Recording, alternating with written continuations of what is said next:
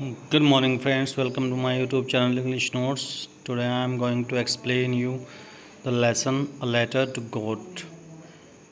तो friends, A Letter to God एक lesson है जिसमें एक किसान होता है और ये किसान जो है बहुत ही गरीब होता है, बेचारा अपने फसलों के ऊपर ही डिपेंड होता है। तो चलो कहानी तो बाद में बताएंगे, ये एक तरह से जिस्ट है स्टोरी का। तो इससे पहले आप चैनल को प्लीज़ सब्सक्राइब जरूर करें, वीडियो को शेयर करें, लाइक करें और बेल बटन भी दबाएं। तो चलिए फ्रेंड्स शुरू करते हैं कि जो किसान है वो क्या करता है इसमें, वो उसकी फसलें बर्बाद हो जाती है और वो गॉड को एक लेटर लिखता है। तो उस लेटर में क्या लिखता है और उसका रिज़ल्ट क्या होता है, यही इस चैप्टर में दिया गया है।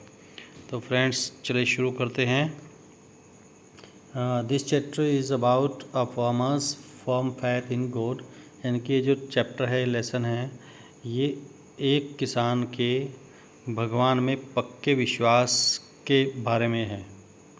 Lencho is a hard working farmer. Lencho एक बहुत ही परिश्रमी किसान है। Hello storms destroy his crops. यानी कि जो ओले और बरसात होती है वो उसकी फसलों को बर्बाद कर देते हैं। तो he feels that only God can help him. और उसे महसूस होता है, उसे लगता है कि केवल भगवान ही उसकी हेल्प कर सकते हैं। और ये वास्तव में सच भी होता है कि जब आदमी मुसीबत में होता है तो भगवान ही हेल्प करते हैं, या फिर यूँ कह सकते हैं कि भगवान किसी इंसान के रूप में जो है वो भगवान ही उनको संदेश देते हैं कि आप इनकी हेल्प करें। तो he feels that only God can help him. उसे लगता है कि भगवान ही केवल उसकी सहायता कर सकते हैं। So he writes a letter to God requesting to send him 100 pesos.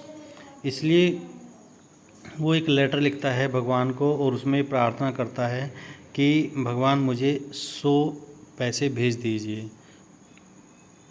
The post master reads Lencho's letter. और जैसे ही वो लेटर डाकखाने में पहुंचता है तो पोस्ट मास्टर उस लेटर को पढ़ता है। और लेटर को पढ़ने के बाद पहले वो क्या करता है, पहले बहुत ज़ोर ज़ोर से हंसता है। उसके कुलीग्स जो हैं वो भी हंसते हैं और उसकी मजाक उड़ाते हैं कि देखो भैया भगवान को ही लेटर लिख दिया, क्योंकि ऐसा संभव होता नहीं है दरअसल रियल लाइफ में कि जो है ईश्वर को कोई पत्र लिखे। तो क्योंकि ऐसा किया था उसने किसान ने, इसलिए उसके लेटर को देख करके लोग हंसने लगते हैं। तो he decides to help Lencho. लेकिन फिर बाद में उसे लगता है कि भैया इस व्यक्ति का जो विश्वास है गॉड में बहुत ही पक्का है और इसके विश्वास को टूटने नहीं देना चाहिए। इसलिए वो क्या करता है, तो उसकी हेल्प करने की, वो सहायता करने की उसकी सोच लेता है। ठीक है, डिसाइड करता है, निर्णय ले लेता है कि चलो मुझे इस किसान की हेल्प करनी है। He is able to collect 70 pesos from his colleagues. तो वो क्या करता है, जितने पोस्ट ऑफिस में उसके फ्रेंड्स होते हैं, कोलीग्स जो काम करने वाले होते हैं, उनसे वो पैसे कलेक्ट करता है। लेकिन वो 70 पैसोज ही कलेक्ट कर पाता है। यानी कि 100 उसने डिमांड की थी, 100 ना करने के बजाय वो 70 पैसे ही उस कलेक्ट कर सकता है, वो कलेक्ट कर पाया था, इकट्ठे कर पाया था। And sends a letter to Lencho with the money. और फिर वो 70 पैसे ही उसमें लेटर में रख करके भेज देता है और एक लेटर भी उसमें डाल देता है और लेंचो को वो पोस्ट कर देता है जो लेंचो का एड्रेस था।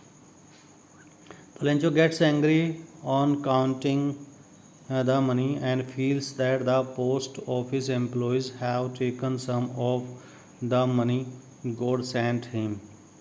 लेंचो बहुत ही गुस्सा होता है, ही गेट्स एंग्री, बहुत गुस्सा होता है। ठीक है, क्योंकि जब वो पैसे गिनता है और उसे लगता है कि जो पोस्ट ऑफिस के जो कर्मचारी हैं उन्होंने इसमें से कुछ पैसे ले लिए हैं जो भगवान ने उसको भेजे थे। मतलब उसे ऐसा लगता है कि जो पोस्ट ऑफिस के कर्मचारी हैं उन्होंने चोरी कर ली है, जबकि ऐसा नहीं था, पोस्ट ऑफिस के कर्मचारियों ने उसकी हेल्प की थी। तो so he writes another letter to God. इसलिए वह दूसरा लेटर भी गॉड को लिखता है और इस बार वो इस तरह से लेटर लिखता है कि वो जो पैसा है आप जो है सीधे मतलब पोस्ट ऑफिस के जरिए ना भेजें बल्कि किसी और माध्यम से भेजें। This time he ask God to send him the remaining money but not through the post, as he does not have faith in the people working in the post office. इस टाइम में भगवान को कहता है कि जो बाकी का बचा हुआ पैसे हैं, जो 30 पैसे हैं, वो भी आप मुझे भेज दीजिए, लेकिन इस बार वो पोस्ट के माध्यम से ना भेजे, ठीक है, क्योंकि वो उन लोगों पर विश्वास नहीं करता है जो पोस्ट ऑफिस कर्मचारी हैं। उसे लगता है कि वो अविश्वसनीय है, उनके ऊपर उसे विश्वास नहीं है, और वो उनको बंच ऑफ क्रुक भी बोलता है। तो फ्रेंड्स, ये तो इसका जिस्ट है स्टोरी का, ठीक है। ये इस स्टोरी में वैसे तो बहुत कुछ है।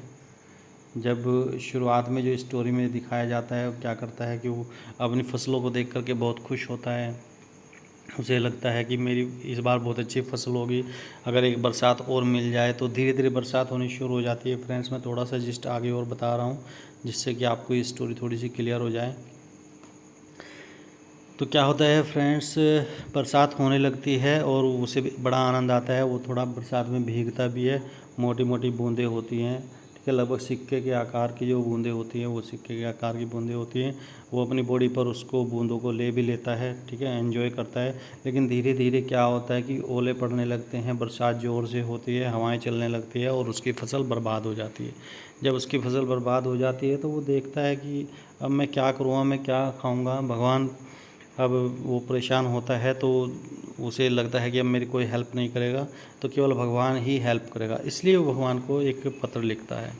लेकिन भगवान को जब वो पत्र लिखता है तो उसे लगता है कि जो पोस्ट ऑफिस के कर्मचारी हैं वो बहुत ही नालायक हैं और उन्होंने उसके पैसे को चुरा लिया है। तो फिर वो भगवान को दूसरा लेटर भी लिखता है। तो बस स्टोरी में यही है कि ईमानदारी से ईमानदार व्यक्ति जो होता है, केवल उसको ईश्वर पर विश्वास होता है और ईश्वर बाय हो कुरकुरुक को हेल्प भी करता है। तो फ्रेंड्स, इस स्टोरी का मज़ा लीजिए और लेसन में से अगर कोई क्वेश्चंस आते हैं तो इस समरी को पढ़ करके उसके आंसर भी आप दे सकते हैं। चलिए friends, thank you very much.